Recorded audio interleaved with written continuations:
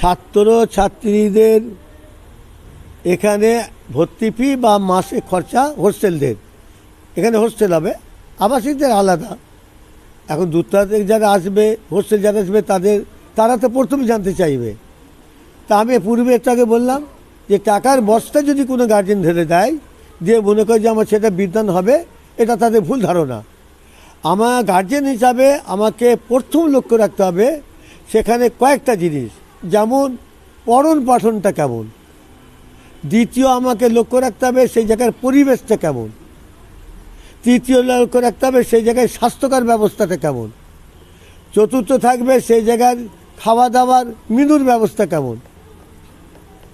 পঞ্চম ব্যবস্থা থাকবে যে সেখানে গার্ডটা কেমন। তবে আমি সেরকম পারিনি। আমার পুরো এলাকাটা, এমনকি ক্লাস বা ছাত্র যা অফিস, পুরো এলাকাটা আমার ওই সিসিটিভি ক্যামেরায় কিন্তু ঘেরা রয়েছে। পুরো জায়গাটা ক্যামেরায় কিন্তু আমার ছাউনি করা রয়েছে। এবং যেটা বলছিলেন খরচা, আমি আপ্রাণ চেষ্টা করি গার্জেনরা যে খরচাটা দেয় হয় না, কেন আমাদের ব্যবসা নয়।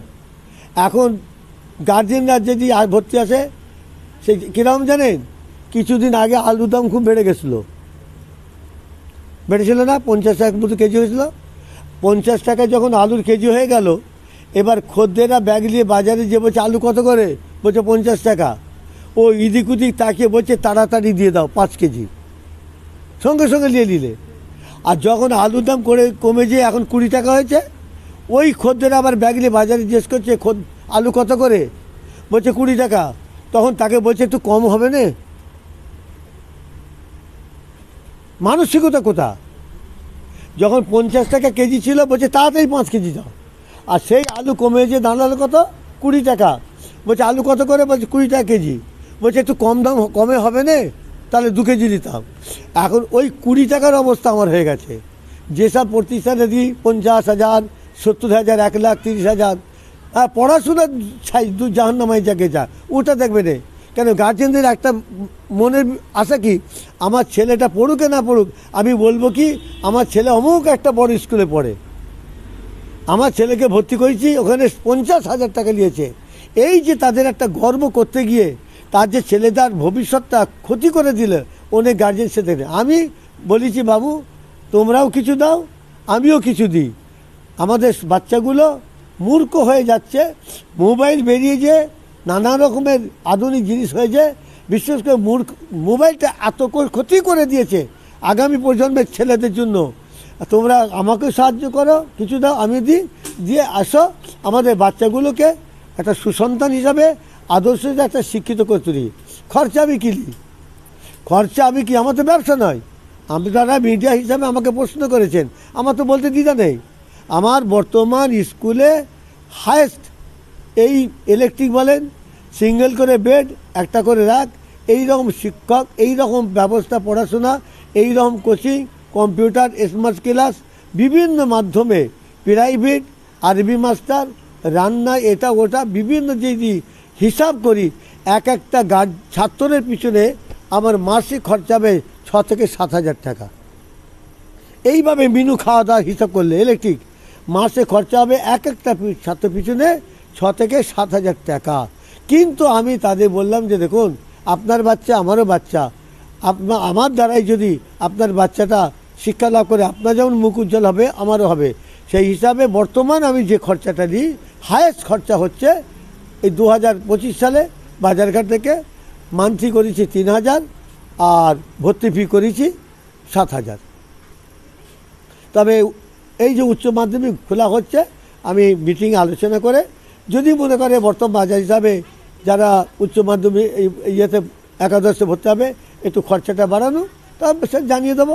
আর যদি মিটিংয়ে বলে না থাক, ওই অবস্থায় রয়ে যাবে। কিন্তু আমার তো ব্যবসা না, আমার উদ্যোগে বাচ্চাগুলো সে এই যে 8টা ছেলে পরীক্ষা নেয়, এইটা আমার গৌরব। আজকে ওদের পিছনে কত খরচা করেছি সেটা প্রশ্ন নয়, আমি খরচাটা করে তো সফল হয়েছি। গার্জেন কত দিয়েছে সেটা আমার হিসাব নেই, আমি ওই জায়গাটা ওদের সফল করতে পেরেছি, এটা আল্লাহ রহমত এদের দোয়া। সেই হিসাবে আমার প্রতিষ্ঠানে বর্তমান এমনও ছাত্রছাত্রী গরিব আছে যারা এত কিছু সুযোগ সুবিধে A to Z, খাওয়া দাওয়া পড়াশোনা টিউশন, এত কিছু সুযোগ সুবিধে পেয়ে 2025 সালে তারা মাত্র খরচা দেয় 1200 টাকা। কত দেয়? 1200। আর আমার হায়েস্ট হলো 25 সালে 3000। আমার 8টা টিউশন মাস্টার আছে, 200 টাকা করে হলে 1600 টাকা। স্কুলকে দিতে হয় কত? 500 টাকা। তাহলে কত হলো আপনারা বলুন না? 2100। আমি যদি হায়েস্ট যদি 3000, তাহলে কত রইল? 900 টাকা। 900 টাকায় এত কিছু হবে কি? 900 টাকায় যখন এত কিছু হবে না, তাহলে আমার ব্যবসা কিনা আপনারা বুঝুন। এবারে যে ছেলে মেয়েটা 1500, 1800, 1200, 1000 টাকায় আছে, তাহলে বলুন সে 1000 টাকা দিয়ে তার 1600 টাকা টিউশনের, 500 টাকা স্কুল, প্লাস 1 মাসে খাওয়া দাওয়া ইলেকট্রিক সব সুযোগ সুবিধে পাচ্ছে। কেন আমাকে প্রতি মানুষের একটা ধারণা করেছিল যে ছোটো হুজুর কেবলার ছেলে হোসেন সিদ্দিকী তিনি হেফজুখানা হাফিজি মাদ্রাসার সাথে সাথে ওরই সংলগ্ন যখন ইসলাম মিশন করেছে, তাহলে বিরাট একটা ব্যবসা খুলেছে। আমি কি ব্যবসা খুলেছি আমি আপনাদের সামনে তো প্রকাশ করে দিলাম। এবারে বাজার হিসাবে আপনারা যা পেয়েছেন আমার কাছ থেকে আর যেটুকুন দিয়েছেন হিসাব করে ব্যবসা অনুযায়ী যদি দেখা যায় আমি প্রতিষ্ঠানের হোসেন সিদ্দিকী দায়িত্ব দিয়ে আপনাদের কাছে বেশি নিয়েছি, তাহলে আমার কাছে সেটা আপনারা ফেরত দিয়ে যান। আর যদি মনে করেন না কিছুই লাইনে কম দিয়েছে, সেটা আপনাদের দিতে হবে না, আপনার দুটো ছাত্রছাত্রী দেন, আমি জানি এদের মতো শিক্ষা দিয়ে তৈরি করে আপনাদের হাতে তুলে দিতে পারি। এইটাই হলো আমার প্রাপ্য। এই বলে নার্সারি থেকে প্রথমে 8 পর্যন্ত ছিল, তারপরে চিন্তাভাবনা করে আলোচনার মাধ্যমে ওটাকে আমি মাধ্যমিক নিয়ে এলাম। আর সেই মাধ্যমিকের আজকে সেই ছেলেদের মেয়েরা পাশে রেজাল্টটা দেওয়া হলো সম্বন্ধে, এবং মিটিং হলো আমার মাস্টারমশাই দিলে আরও কিছু জ্ঞানী গুণী শিক্ষক ব্যক্তি দিয়ে। আমি এই 2025 সালে অর্থাৎ আগামীকাল 8ই মে থেকে ঘোষণা করেছেন, আমিও ঘোষণা করে দিলাম। আপনার একাদশ কলা বিভাগ আর্টসের আমরা ভর্তির ফি আরম্ভ করছি আগামীকাল থেকে।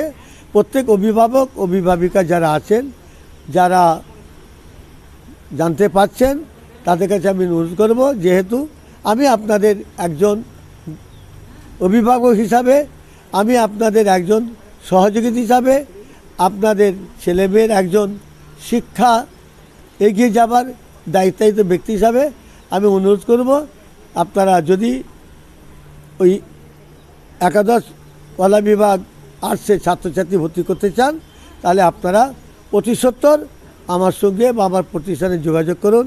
আমার নম্বরটা বলে দিচ্ছি, 9434149143। আর একবার বলছি, 9434149143। এছাড়া আমরা আমাদের প্রতিষ্ঠান থেকে ওই যে কী বলে পেজ খোলা হয়েছে, আমাদের নিজস্ব পেজ আছে, হ্যাঁ, পীর জুলফিকার আলী মেমোরিয়াল ইনস্টিটিউশন। যেহেতু আপনাদের হাতে ইউটিউবে থাকলে মোবাইলে খালি বলবেন পীর জুলফিকার আলী মেমোরিয়াল ইনস্টিটিউশন বললে আপনারা পেয়ে যাবেন। আর বিশেষ